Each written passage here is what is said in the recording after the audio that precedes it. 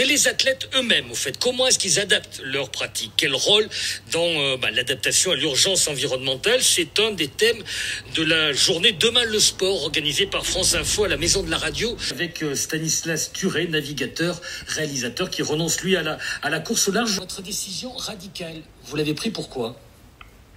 Écoutez, moi j'ai envie de questionner le mot radical. Moi je pense que je suis à l'inverse déradicalisé. Je pense que c'est le système aujourd'hui qui est radical.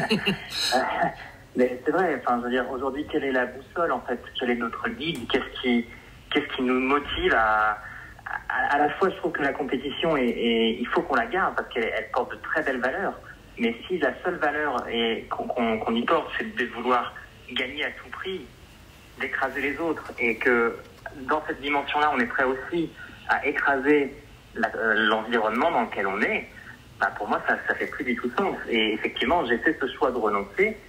Et ce choix, pour moi, il est presque politique parce que ça devenait insoutenable pour moi de voir ce que je vois et d'entendre ce que j'entends tous les jours. Et dans le même temps, de me dire, je suis là juste à jouer et ce n'est qu'un jeu, en fait. Je suis en haut de la pyramide et il faut à un moment être sérieux et de se dire que même si, on peut essayer de travailler sur toutes les modalités possibles, de changer, d'aménager, de réduire son empreinte carbone, il faut à un moment qu'on questionne le besoin de notre sport, à quel besoin répond le sport.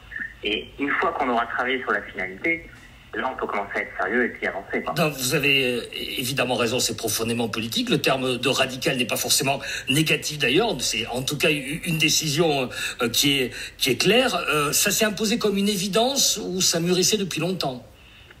Non, écoutez, je rejoins mon ami activiste Camille Etienne qui aime bien dire qu'il n'y a pas un déclic majeur d'un coup.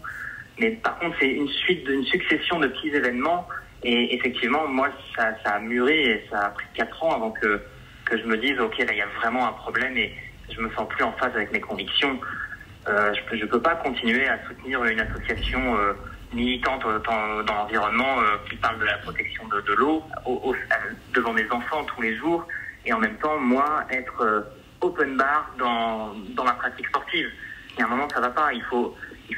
Quand on dit qu'il faut changer, faut changer soi-même en fait. Je retiens un mot, Stanislas Thuré, dans ce que nous disait Armelle Courtois tout à l'heure. Chacun sa démarche, chacun sa place, ne pas juger.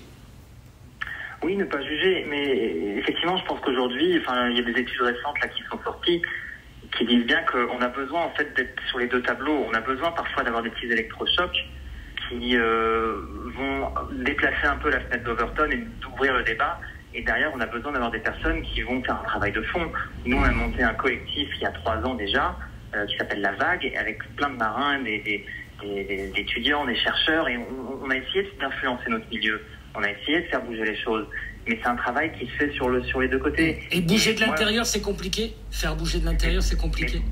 Bouger de l'intérieur, c'est...